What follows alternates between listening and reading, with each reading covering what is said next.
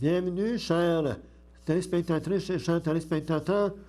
Voici à nouveau votre émission, le rendez-vous de la lecture. Aujourd'hui, ça va être une émission fort intéressante, j'en suis positif.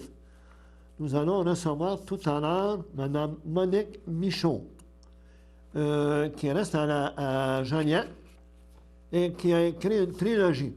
Elle va nous en parler un peu plus tout à l'heure, mais je peux vous donner tout de suite les titres de ses livres. Le tome 1, Le dernier regard. Le tome 2, Voisine de cœur. Tome 3, Trois brins d'amour pour toujours. Donc, Mme Monique Michaud, tout à l'heure, va nous parler de ses livres qu'elle a écrits.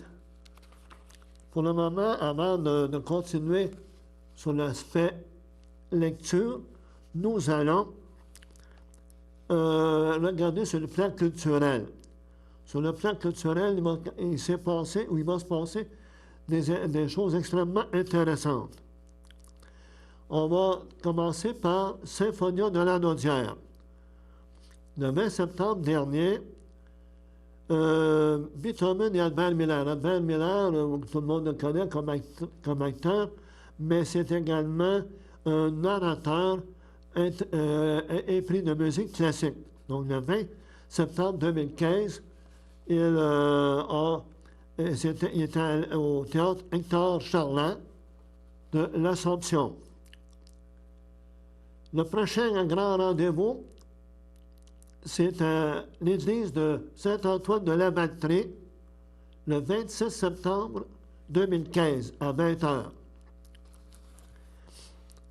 Ensuite, nous avons le quatuor Canimex, Claudel Canimex, qui va se produire à l'église de la Purification. Ça, c'est un Repentigny. Ça va mettre en vedette Mme Raphaël Paquette, soprano, et Jocelyn Roy, flûte. Plus tard, on va avoir une soirée Solave et Claudel Canimex avec Chopin, ils vont interpréter du Chopin. C'est le 18 octobre 2015 à 14h à Hector Charland. Le 8 novembre, à 14h, à la salle Roland-Brunel de Joliette, c'est Ballroom avec Marc Hervieux et Christian Bégin. Donc, ceux qui aiment la musique, vous êtes servis. Maintenant, il y a aussi musique et poésie. Musique et poésie, cette année, va entreprendre sa saison le 7 octobre à la bibliothèque Régent Chambre de Saint-Ignace de Loyola, à compter de 19h. Donc, on prend note. Bibliothèque Régent Chambre, à compter de 19h, le 7 octobre. Musique et poésie. Et on va rendre hommage à M. Vigneault, Gilles Vigneault. Donc, ça, c'était pour l'aspect culturel, musique et poésie. Maintenant, nous allons parler de lecture. Jean-Pierre Veillet, de Bertheville, a produit le troisième livre, le troisième tome de sa série Laëlos. Donc, tous ceux qui ont aimé, tous les adolescents, les jeunes de cœur, qui ont aimé les deux premiers tomes, mais vont sûrement aimer ce troisième tome, Le rituel de la transition. Donc, M. Jean-Pierre Veillet, des éditions La Mine d'Or, vient de publier le troisième tome de Laëlos, Le rituel de la transition. Quant à sa sœur, Estelle Veillet a publié dernièrement son deuxième livre intitulé « Des mots qui disent tout ». nous avons reçu Mme Estelle Veillet qui nous avait parlé de sa première parution, Sophie et son arbre de vie. Eh bien là, elle a un nouveau livre qui s'appelle Des mots qui disent tout. Donc, là, elle nous dit que les mots qui disent tout, c'est en vente à 22, c'est un montant de 22,95. Il faut communiquer avec moi via Facebook. Ce livre-là n'est pas disponible dans les librairies. Donc, il faut carrément faire affaire directement avec Estelle Veillet, dont l'adresse courriel est arbre de vie 57 @outlook.fr. Donc, Estelle Veillet, arbre de vie 57 @outlook.fr ou encore sur Facebook. Maintenant, toujours au niveau de la lecture. Et cette fois-ci, c'est de la poésie. Si vous êtes amateur de poésie, on parle souvent de les éditions, les écrits des Forges. Eh bien, là, il y a des nouveautés. Fait que, si vous avez un crayon, encore une fois, on va revenir un petit peu tout à l'heure. Si vous avez un crayon, peut-être notez le titre des nouveautés aux éditions Les Écrits des Forges. Parmi les nouveautés, il y a un livre de M. Michel X. Côté, Dans la gueule du renard. Il y a M. Jean-Sébastien Ménard qui a écrit Debout sur la terre. Il y a une traduction ici d'un livre de M. T.S. Eliot, Tétralogie. 4 quatuors. Ça, c'est de T.S. Eliot. Jean-Noël Pontbriand, Naissance. Donc, Jean-Noël Pontbriand, Naissance. Et finalement, notre poète de Sainte-Mélanie, Jean-Paul Daou, Sexe de l'amour. Fait que je vais vous donner d'autres nouvelles, d'autres informations concernant ces personnes-là. Mais avant de parler de M. Michel X. Côté, les Écrits des Forges nous apprennent le décès de Mme Hélène Monette, à l'âge de 55 ans, à la suite d'un cancer. Elle avait publié aux Écrits des Forges Montréal brûle-t-elle et le diable est aux bâches. Je vais vous lire ici un petit poème qu'elle a composé, Coudjouac. Il fait moins froid à Coudjouac. Les vols d'oiseaux sont plus nombreux. Une petite cabane dans le désert glacé peut suffire pour 3 personnes. Il fait plus chaud à Vallée Nuevo. Les chrysanthèmes se comptent par milliers. 2 bouts de tôle et 4 planches peuvent abriter une famille entière. Et si tu veux que nous en sortions, nous sortirons. Nous irons voir la mer. Entre les poubelles, s'il reste de l'air, nous en prendrons. Maintenant, pour vous donner une idée de qui est Michel X. Côté, c'est à la fois un peintre, un ferronnier et un poète québécois, originaire de l'Abitibi. Donc, il collabore régulièrement avec des artistes de la chanson et des musiciens comme Michel Flaubert, Lou Babin. Michel Côté est un poète du territoire, des origines et de l'instinct. Bon. Il s'agit de Debout sur la terre. C'est son 2e recueil. Jean-Noël Pontbriand. Il est né à Saint-Guillaume-d'Arpton. Il a publié, donc c'est quelqu'un qui a écrit plusieurs œuvres aux Écrits des Forges. Il y a aussi d'autres informations intéressantes concernant les Écrits des Forges. Et en passant, il y a un documentaire.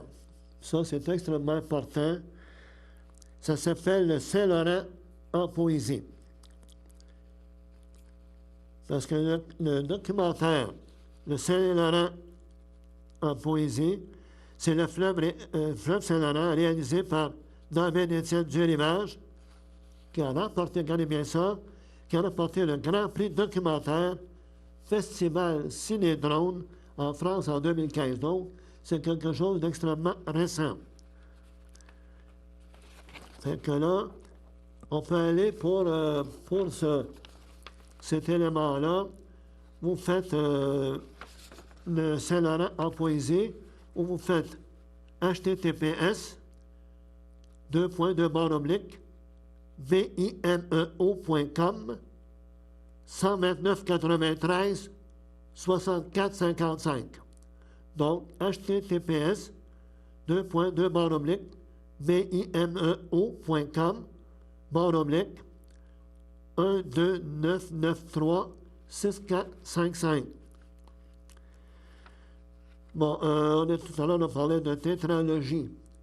Le 4 quatuors, une traduction de T.S. Eliot faite par M. Daniel Lagutan.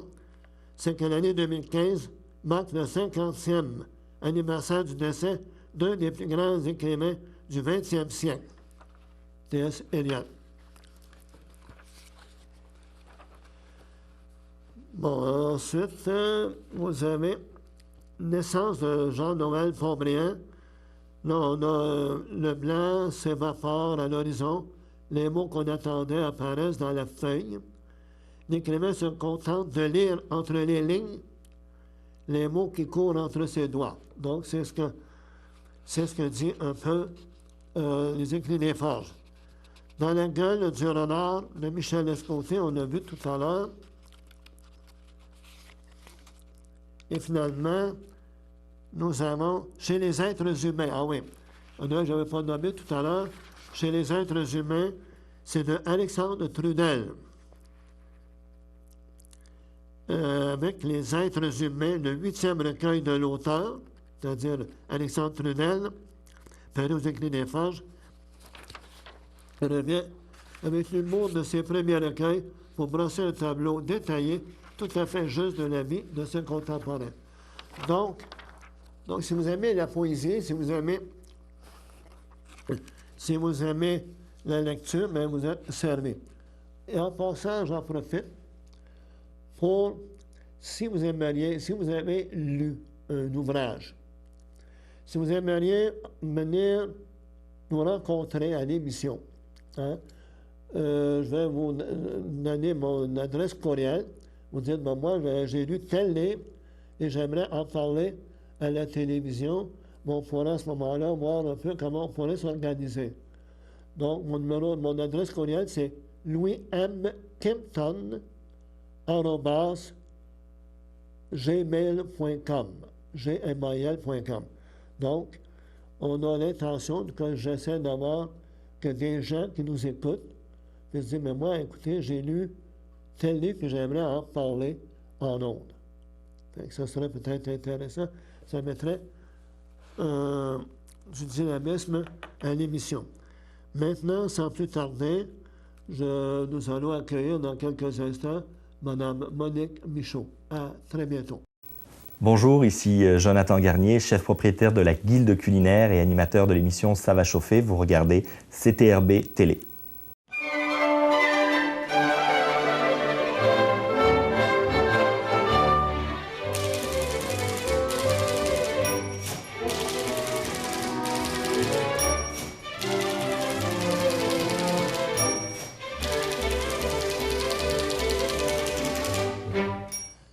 Chers téléspectateurs, chères téléspectatrices, nous sommes à la deuxième partie de notre émission, le rendez-vous de la lecture. Et comme mentionné, Dans l'introduction, nous avons le plaisir de recevoir aujourd'hui Mme Monique Michaud. Bonjour, Mme Michaud. Bonjour, Louis-Marie. Bon, Mme Michaud, je dois admettre que vous êtes écrivaine et que je ne vous connais pas plus que ça en faut. Est-ce que vous pourriez nous parler de vous un petit peu en tant que personne qui a découvert la lecture ou qui a découvert l'écriture? Racontez-moi comment le goût de l'écriture vous est venu. Le goût de l'écriture, le goût de la lecture. Ça commence toujours par le goût de la lecture. Lorsque j'étais adolescente, comme toutes les autres personnes de mon âge, j'étais à l'école secondaire, à la polyvalente, où il y avait une grande bibliothèque, des professeurs. J'étais amenée, dans mon cours de secondaire, à rédiger, à faire des rapports, à écrire des travaux de recherche.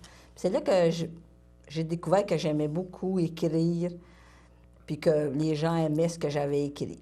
Donc, ça a commencé comme ça, tranquillement. Ah, j'aime écrire.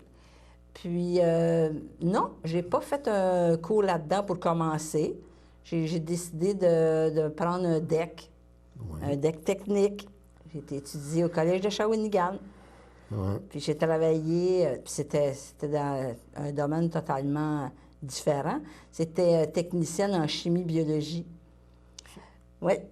J'ai travaillé là-dedans quelques années. J'ai travaillé dans le domaine des cosmétiques. Puis après ça, là, j'ai quitté, j'ai élevé mes enfants. Puis au fur et à mesure que c'est libéré du temps dans ma vie, j'ai eu le temps d'écrire. J'ai recommencé à écrire. J'ai commencé à voir ça comme un loisir. Oui. Comme n'importe quel autre loisir.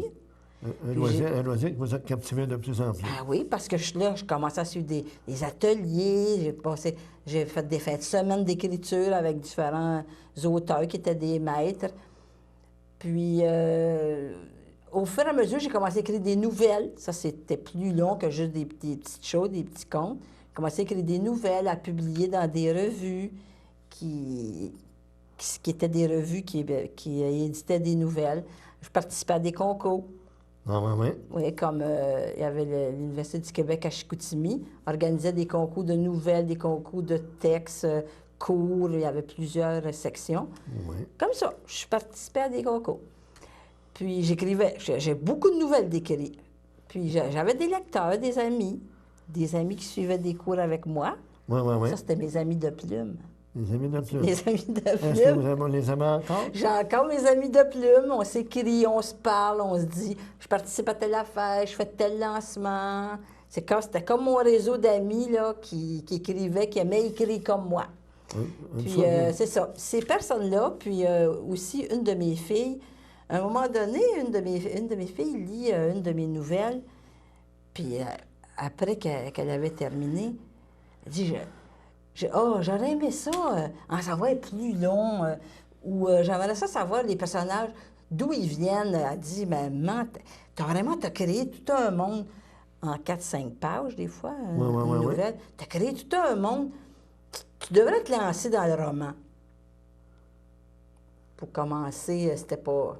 J'étais surprise, mais j'ai trouvé que peut-être c'était un beau défi. Ah ben, ça va. Et puis, donc, là, c'est comme ça que votre fille, c'est grâce un petit peu à votre fille qu'elle vous a un peu... Bien, c'est un peu elle qui m'a encouragée parce que je le résume, mais elle me l'avait dit avec beaucoup de conviction. Puis, comme je dis, j'ai suivi beaucoup d'ateliers. J'en avais suivi des ateliers sur le roman, le dialogue, la narration. Alors, je commençais à avoir pas mal d'outils, peut-être pour me lancer dans le roman.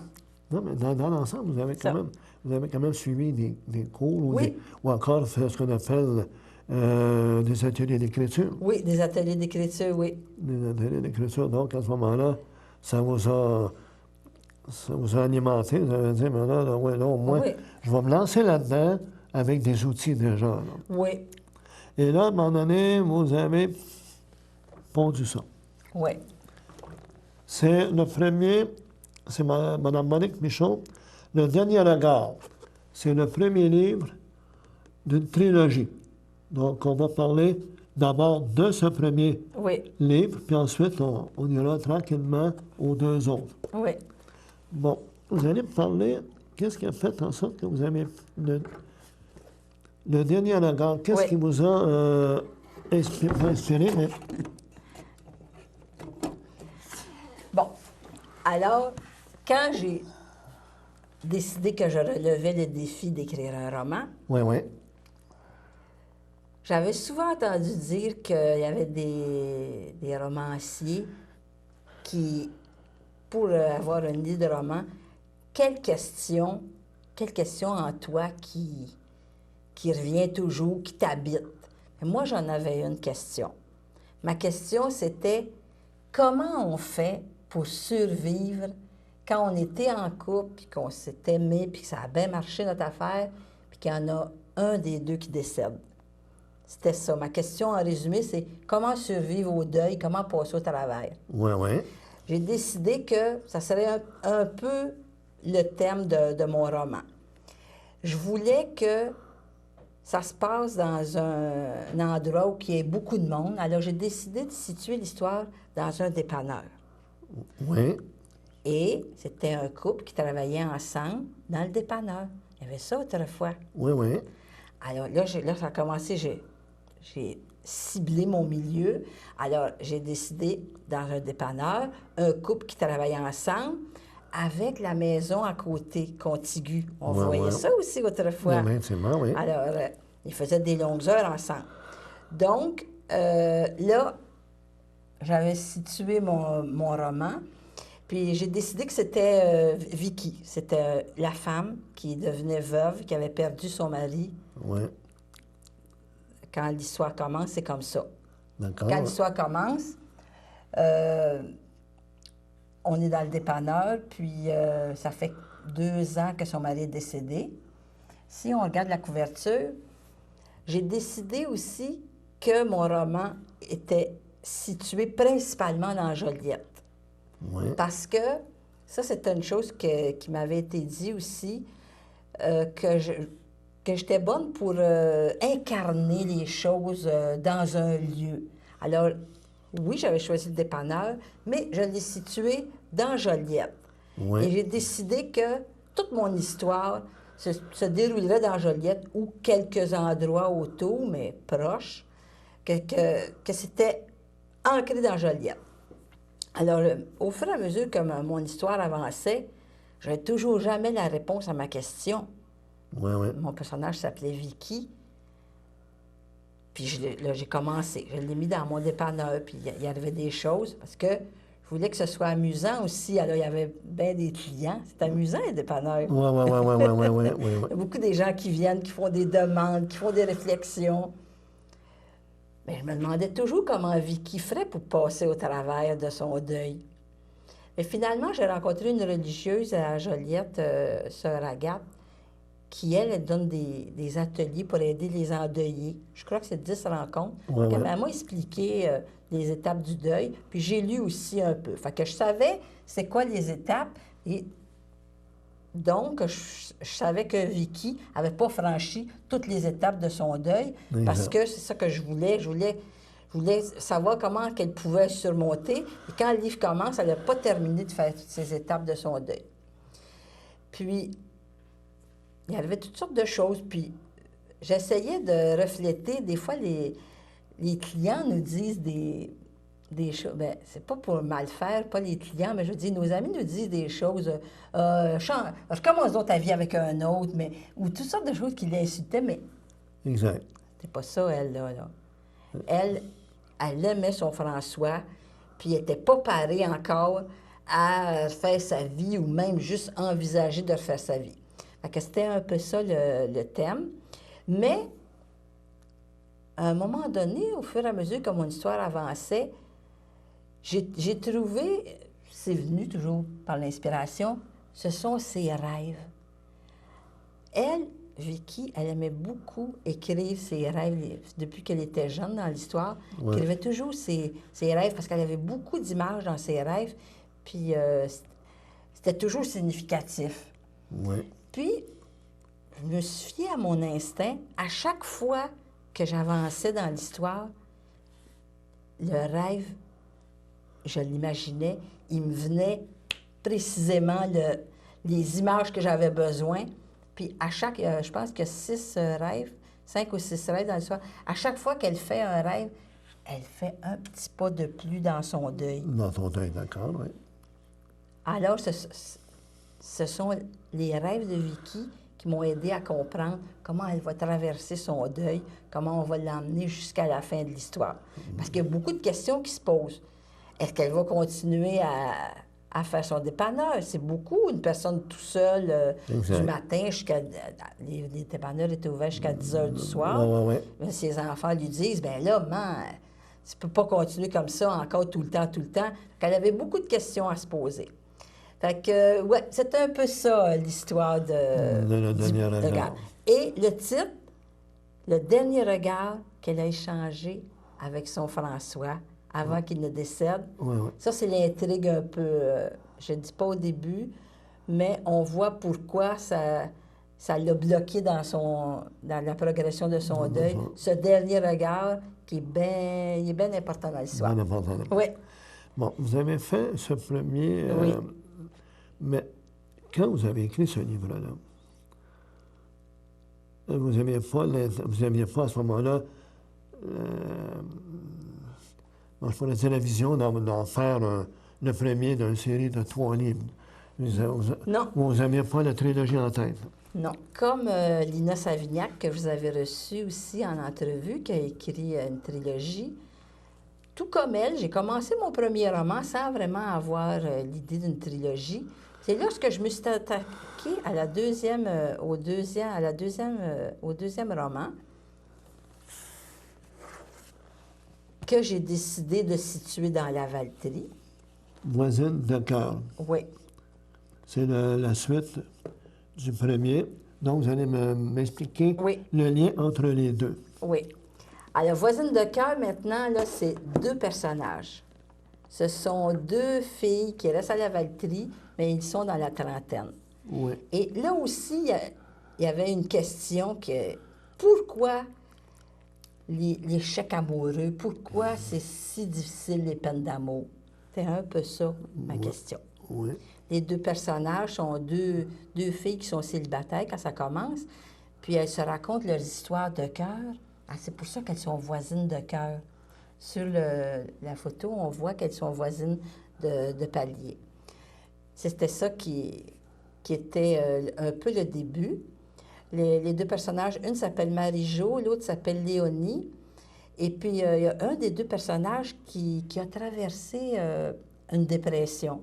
Oui. Le premier livre, c'est la traversée d'un deuil. Oui. Mais ici, c'est un peu la traversée d'une dépression. Mais lorsque l'histoire commence, elle achève sa dépression, on peut dire.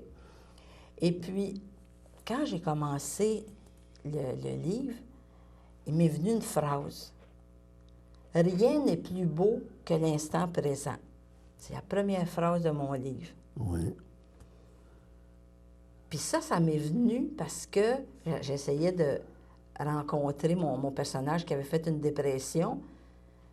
Puis elle aime beaucoup lire, puis elle se met comme des petits papiers partout dans sa maison, des phrases. Puis cette phrase-là, c'est la phrase qui commence le début du livre. Et puis on voit au travers de l'histoire comment chacune des 2 filles va vraiment vivre un été de bouleversement. À partir du début de l'histoire, 2 filles célibataires, presque sans emploi, ou une fait quelque chose qu'elle n'aime plus, jusqu'à cet été qui progresse, qui arrive plusieurs choses aux 2 filles, qui vont finalement peut-être se réaliser la phrase du début, « Rien n'est plus beau qu'à l'instant présent ». Oui.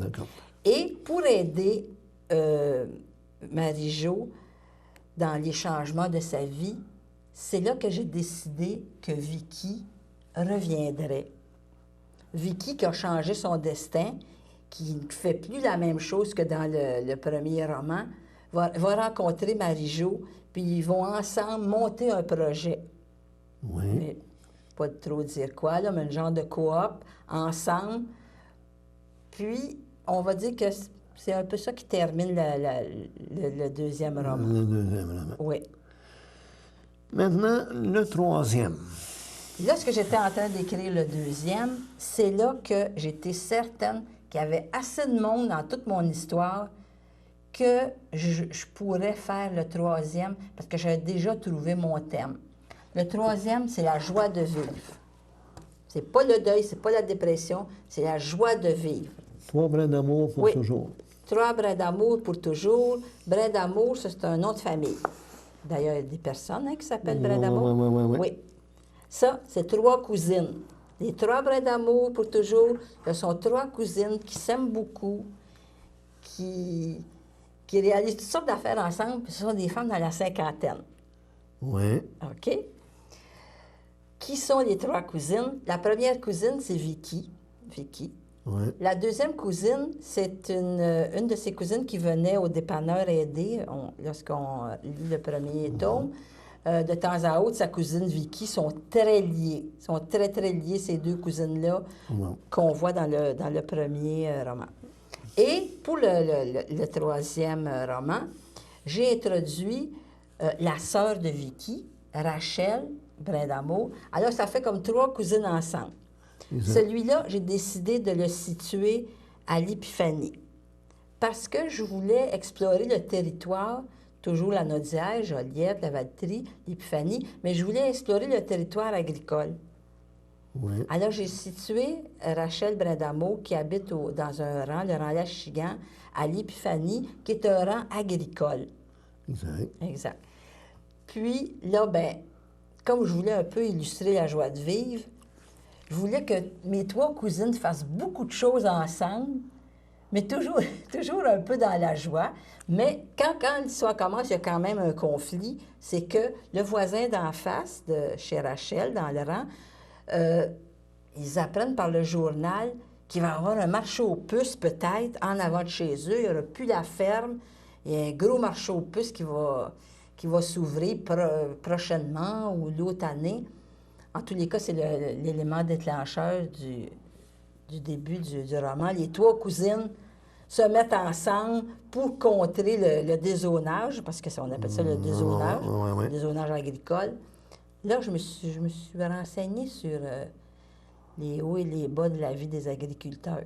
Ah, maman. Oui. On fait beaucoup de recherches.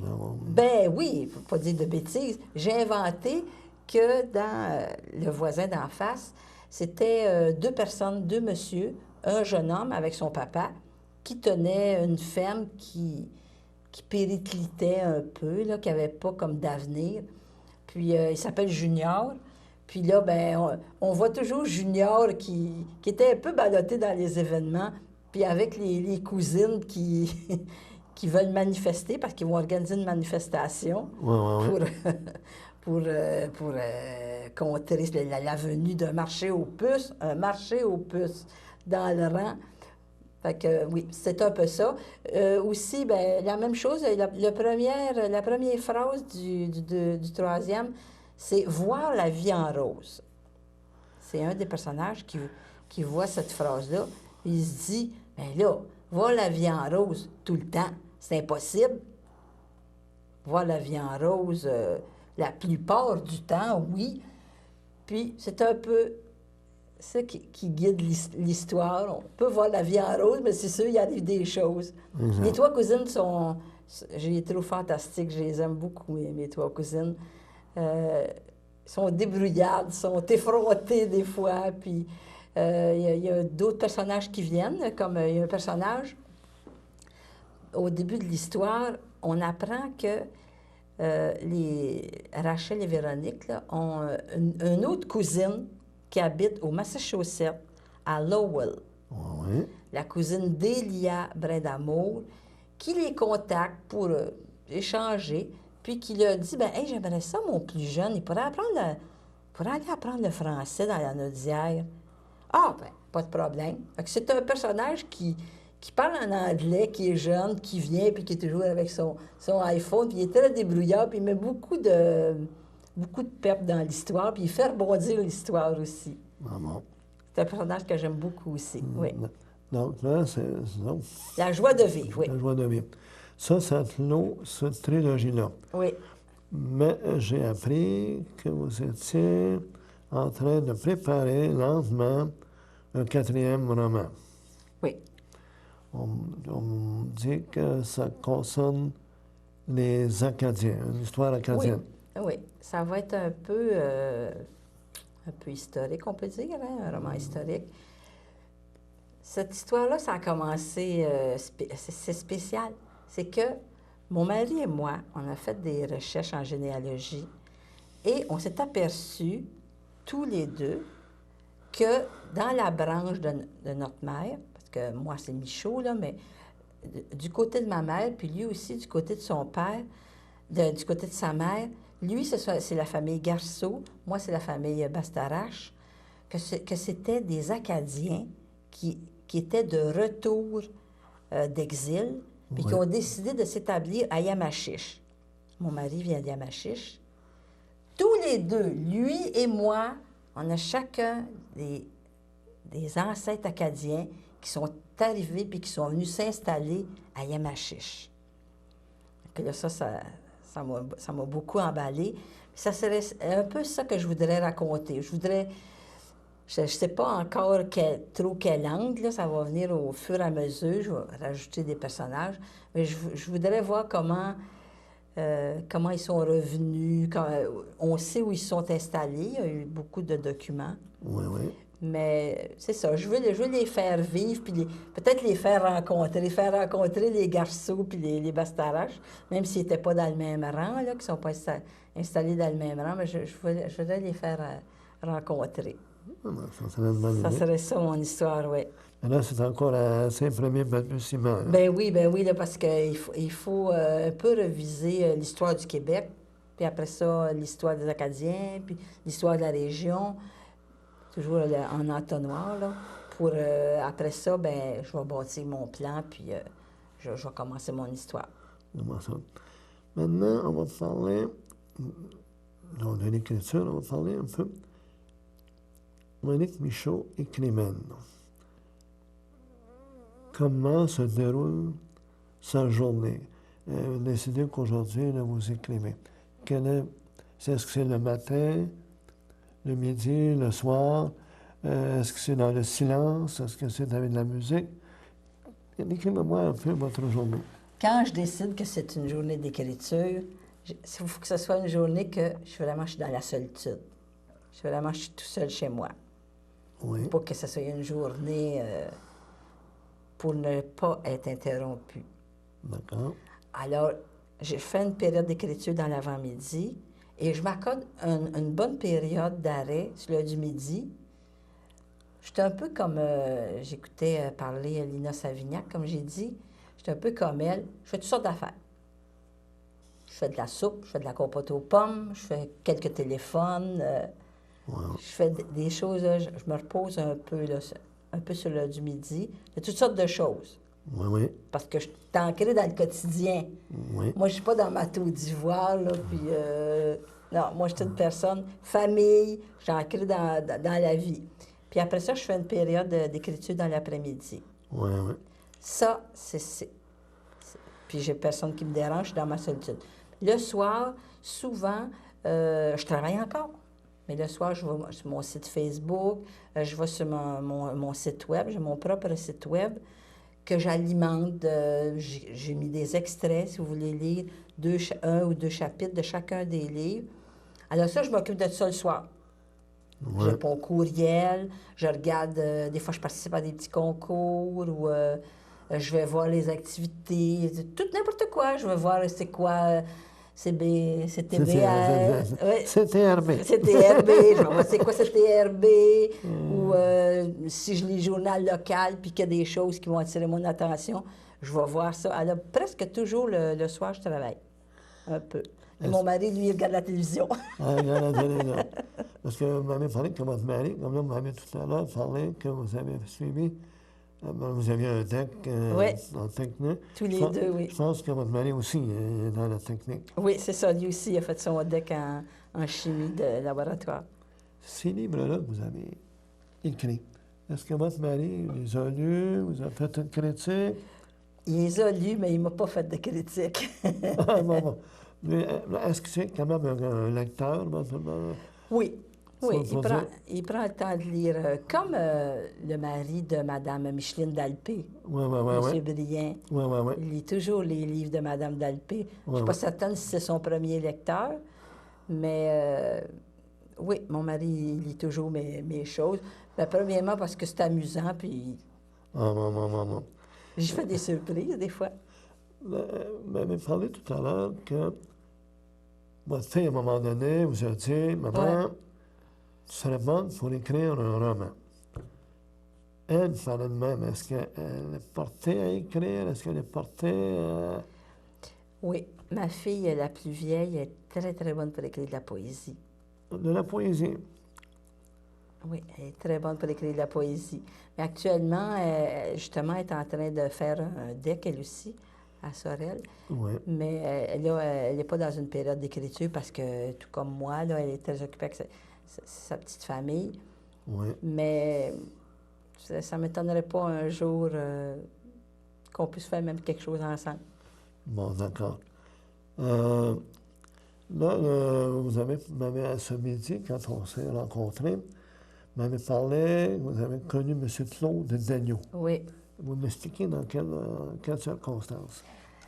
Quand j'ai commencé mon premier roman, puis que j'étais assez avancée pour avoir bon espoir d'écrire un roman, Oui, oui. comme j'ai dit, je regarde toujours le journal local. Ça a commencé par M. Régent Olivier, que j'ai trouvé qui organisait le concours littéraire de la Naudière, que vous connaissez. Puis j'ai écrit une petite lettre. J'ai écrit une lettre, à la main. Puis je l'ai mis dans sa boîte à lettres. Et quand il m'a répondu, il m'a dit, ben oui, je connais quelqu'un, parce que moi, je voulais être plus régional, là, territoire, toujours mon histoire de roman du territoire. Oui, oui. Fait qu'il m'a dit, ben c'est ça, M. Claude Daigneault, puis que je l'ai contacté, puis ça a cliqué, nous deux, comme si on serait deux grands amis. On est des tempéraments qui vont bien ensemble. Alors, il m'a aidé pour mon premier roman, à l'améliorer, à le raccourcir, pour que ça soit trop long, qu'il n'y ait pas de longueur. Fait que c'est ça que j'ai fait avec lui. On a fait ça ensemble. Ça ensemble. Oui. Et puis M. Daigneault vous a tranquillement orienté vers les éditions de la Caboche avec Oui. M. Raymond Galland. C'est ça. M. Raymond Galland, que Claude Daigneault connaissait bien. Il m'a dit ça serait un bon éditeur. Il s'occupe de Mme Savignac, Lina Savignac. Puis, ouais. Puis lui, ben, M. Daigneault préférait se consacrer à son écriture. D'accord. Oui. Le livre que vous êtes en train de monter tranquillement. Oui. assez Que je fort- vois comme un gros nuage. Est-ce que vous avez l'intention, étant donné que vous avez vécu l'expérience de la trilogie, pensez-vous que au niveau pour les Acadiens, ça va être à peu près dans le même style, trilogie, ou si vous avez décidé, on va commencer par le premier, puis après ça, on verra? Comme vous avez dit, on va commencer par le premier. D'après moi, peut-être 2, mais peut-être pas 3. Pas trop, d'accord. Mais là, vous avez écrit des romans. Vous dites que votre fille fait de la poésie. Est-ce que la poésie vous a déjà un petit peu... Ouais, ça m'est arrivé justement quand il y a des concours. Ça, moi, ça me stimule? ça me stimule.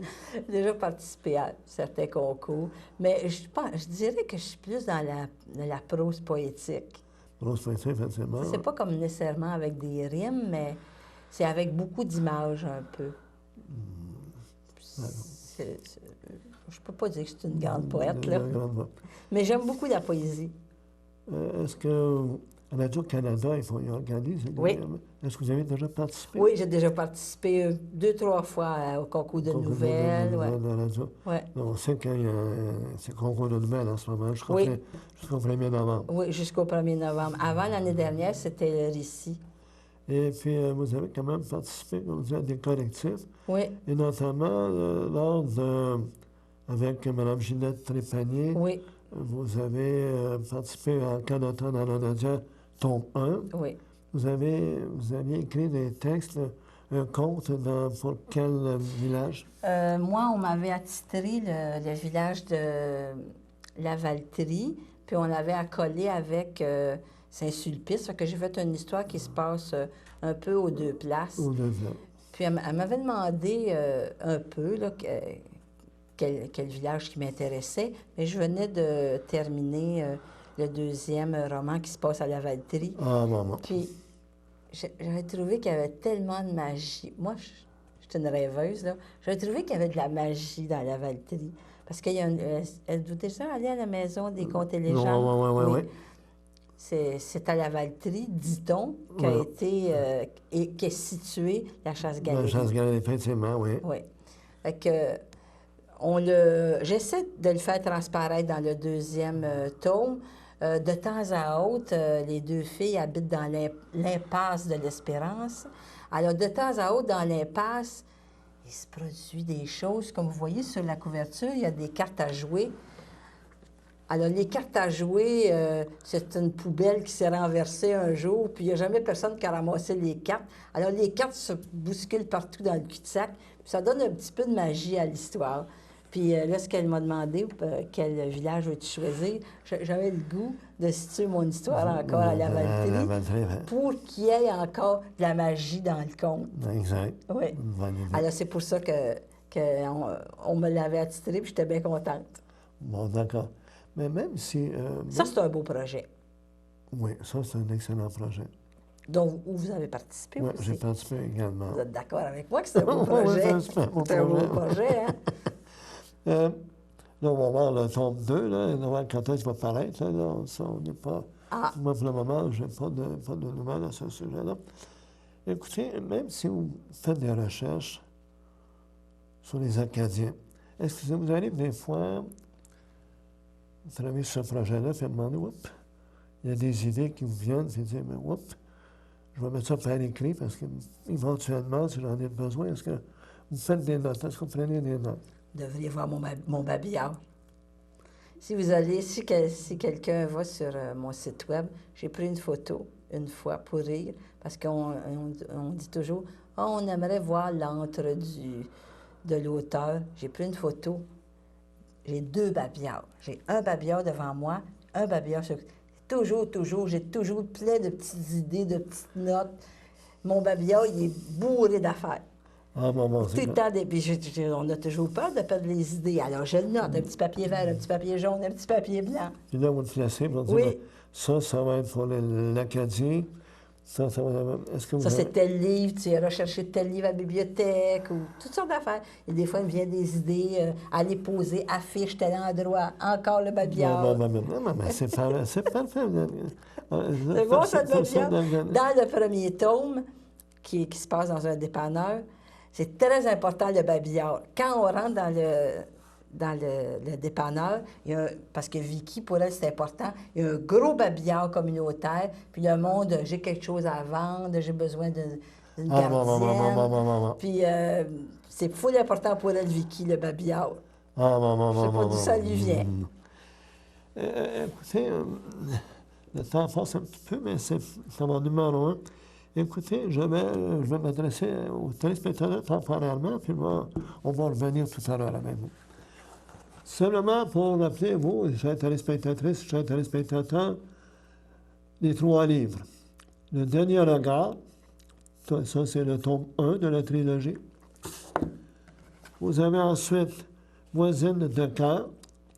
On a un cœur, comme disait madame tout à l'heure, il y a un peu de magie avec les cartes, tout ça. Et on voit que Voisine de cœur, il y a un cœur ici, donc c'est la suite. Donc, l'héroïne du premier tome se retrouve un peu impliquée dans le deuxième. Ça, c'est toujours les éditions La Caboche, l'édition de M. Raymond Galland.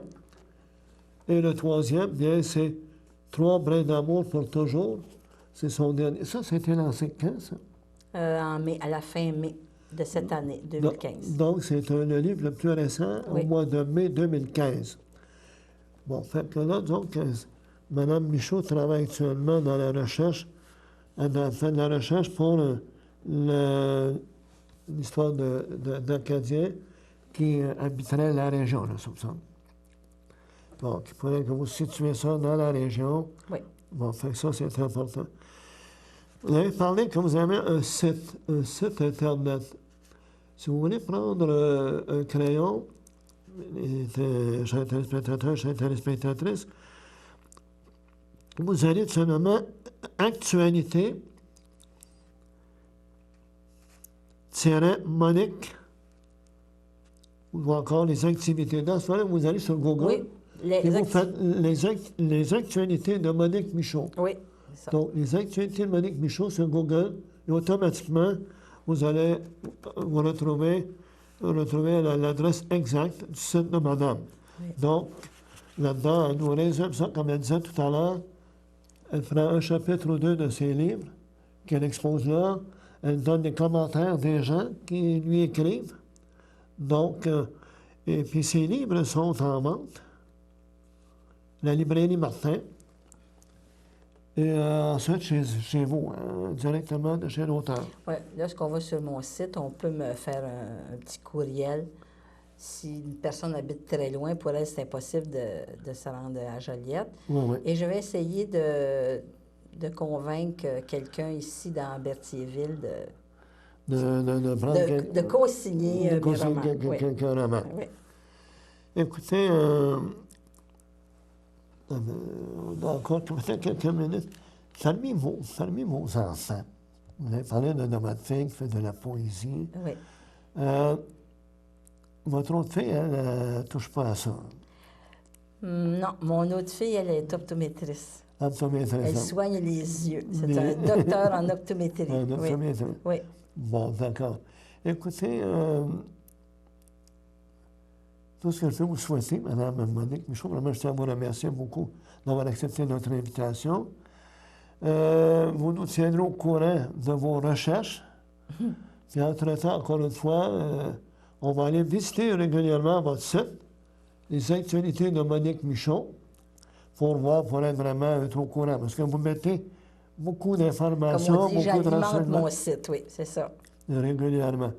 Fait que tout ce que je peux vous souhaiter, c'est continuer à écrire, continuer à participer aux différents concours.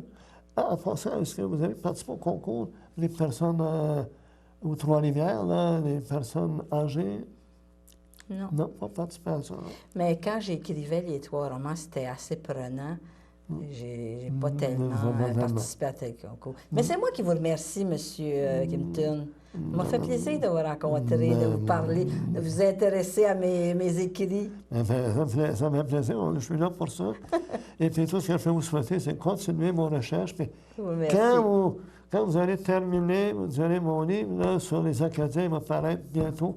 Fait qu'on aura peut-être l'occasion de se revoir. Bien, ça va me faire plaisir. Merci beaucoup. Merci. Bonjour, ici André Villeneuve, vous regardez CTRB.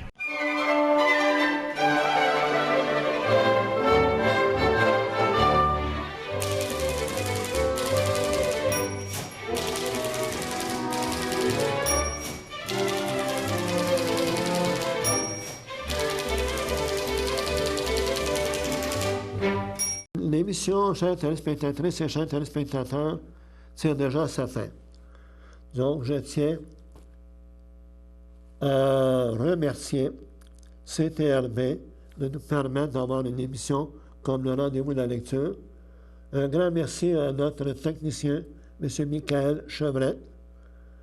Un merci également, bien entendu, aujourd'hui à notre invitée, Mme Monique Michaud, que nous remercions beaucoup et à qui nous souhaitons de continuer sur cette lancée créative. Et également, j'en profite pour vous dire que la prochaine rencontre, nous allons recevoir Mme Lina Savignac, qui va nous présenter son dernier ouvrage, L'étranger de l'île du Port. Donc, au mois d'octobre, notre invité Lina Savignac et son dernier livre, L'étranger de l'île du Port. Donc, c'est un rendez-vous pour la prochaine émission. Et encore, pensez au fait que si vous êtes intéressé, si vous vous sentez intéressé à venir partager le fruit de votre lecture, nous sommes là. Encore une fois, je répète, Louis M. Kimpton, @gmail.com. D'ici ce temps-là, je vous dis un grand merci à vous, téléspectateurs et téléspectatrices aussi, d'être fidèles à notre rencontre. encore une fois, merci à TTRB, à Michael Chevret et à nos invités. Merci beaucoup. À la prochaine.